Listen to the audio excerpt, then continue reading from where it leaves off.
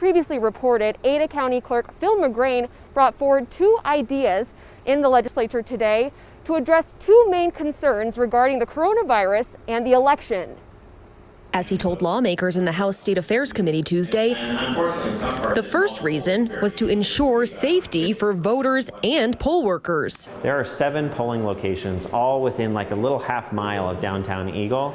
We could have consolidated those into one bigger space where we have social distancing. And the second was to get enough poll workers to sign up. What we were trying to do is adjust to those larger facilities throughout Ada County. So we've already mapped out like where the junior highs and the high school gyms are. Andy says an added benefit would have been increased voter access to the polls. But it specifically adds the flexibility for any voter to go to any polling location and vote, allowing people to vote at any time in their workday. It allows the people who live in McCall but work in Cascade to just go ahead and vote on a break or at their lunch while they're in Cascade, instead of a rush of people at specific precincts causing lines and therefore safety issues at 5 or 6 p.m. And when it came to making a motion, the new concept was appealing to some lawmakers. I would like to see this tried. It's in effect for one day and one election, and then it never comes back. And so it just seems like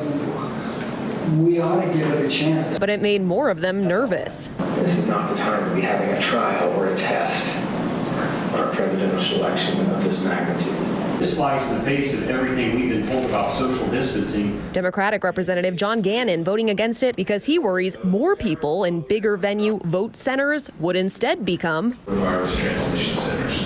Ultimately, a 10-5 vote shot the idea down. We're going to have to adjust now, trying to maintain traditional polling sites, and it's going to be a little bit more difficult. I do expect we will change some precincts just because some of them just aren't adequate given the public health concerns. But McGrain remains optimistic. I think someday we will see this come to fruition. I recognize Representative Palmer said this may be a great idea in the future. You can request an absentee ballot online at idahovotes.gov starting Wednesday.